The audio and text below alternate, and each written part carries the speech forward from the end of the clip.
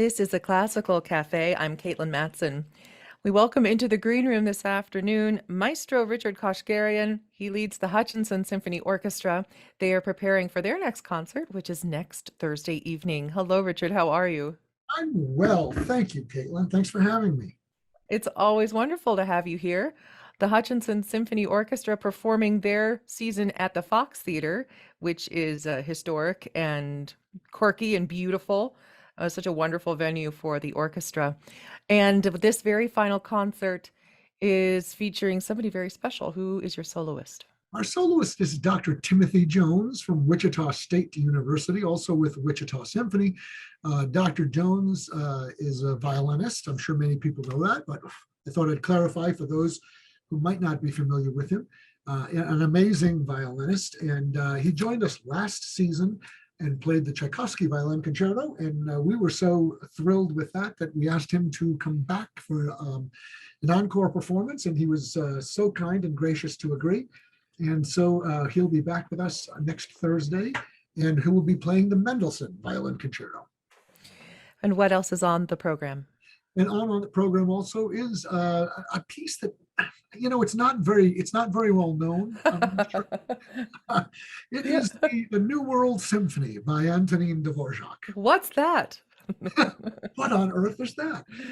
It is an amazing piece of music. I've known this piece for quite some time now, and as I get older, I think there's always things to find there. It's just an amazing work. He put so much into this, and one of the things I've been sort of noticing more this time around, Caitlin, is Dvorak was feeling the pangs of homesickness.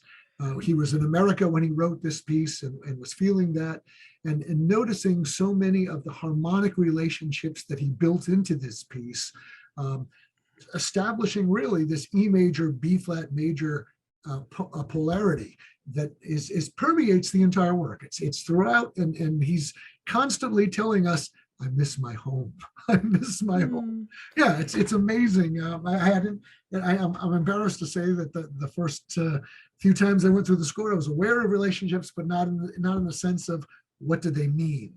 And I think that he set that up as whether it was conscious or subconscious, I don't know that, but it's definitely something that was in the back of his mind as he's working on this piece.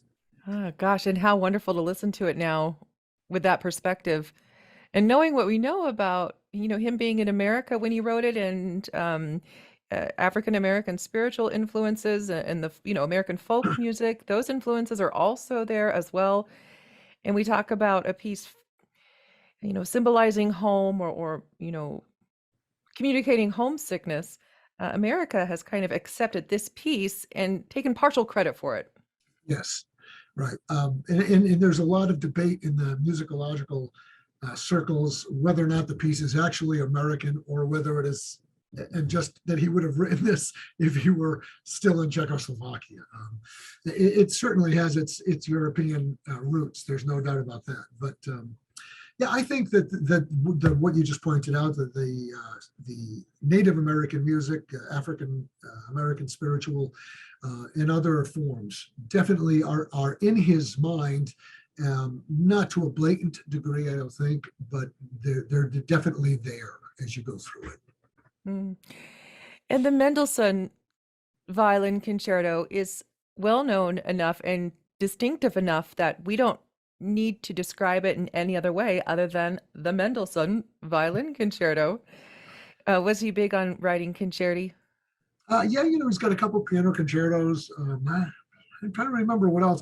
He wrote so much music. I mean, Mendelssohn was so incredibly prolific, like Mozart, starting at such an early age and just composing and composing and composing and composing and growing with each piece, it seems, too, like Mozart did.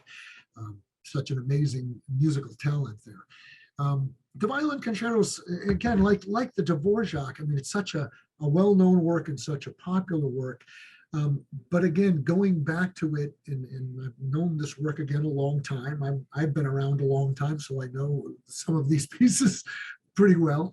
But every time I go back to it, there's new things there that sort of pop up that you hadn't noticed before.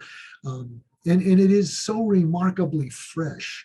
That's the thing that really still blows my mind, is is that, the first time you hear it, that last movement in particular is such a breath of fresh air, and it still maintains that quality after you've known it for so many years, and you listen to it, you're just like, oh, it's just such a release. It's an amazing work. We'll be back and talk more with Richard Koshgarian about the Hutchinson Symphony Orchestra and the season that they are getting ready to conclude. Is this your final performance this season? It'll be our final performance at the Fox, and we'll have another performance on June the 9th at the Dillon Nature Center here in Hutch, and that's always a great event for us as well. All right. Well, we'll talk about your season and what's to come next year with the Hutchinson Symphony. We'll be right back with Richard Koshgarian. The final movement of Dvorak's New World Symphony, his ninth symphony. It is one of two pieces that the Hutchinson Symphony will be performing on their next concert. And the details of that, I have Richard Koshgarian with me in the green room. Richard, would you please just kind of run down where and when the concert is and how to get tickets? Sure. We're next Thursday, which is the 13th of April, at the Fox Theater in Hutchinson at 7:30 p.m. Tickets, you can go to the Fox Theater website and get ticket information and buy tickets right there. And it's going to be a wonderful program. We've got the Dvorak New World Symphony, of course, and then Dr. Tim Jones from Wichita State playing the Mendelssohn Violin Concerto. Should be a wonderful program. It's a knockout. Dr. Timothy Jones, also the Associate Concertmaster of the Wichita Symphony Orchestra, and he is seen gigging with, soloing with every organization in Central Kansas. And as you said, this is an encore performance. People loved his performance. They loved him as a person, as an artist so much last season you brought him back. Exactly right. And he just did such a wonderful job. It was so engaging. The orchestra was enamored, and a number of our orchestra members know Tim from Wichita Connections and other things. But yeah, he just was such a delight to work with, and so incredibly musical. We couldn't resist. We had to ask him to come back. Oh, yes. Isn't it wonderful to make music with just good people? Oh yeah, we're lucky. We're lucky. And I find that, I mean, honestly, I find that the most talented people, the people who really, really study the music, appreciate the music, dive into it, are so often the most down to earth, just the kindest people. Well, the more you work on the music, the more you realize how incredibly talented the people were who wrote it.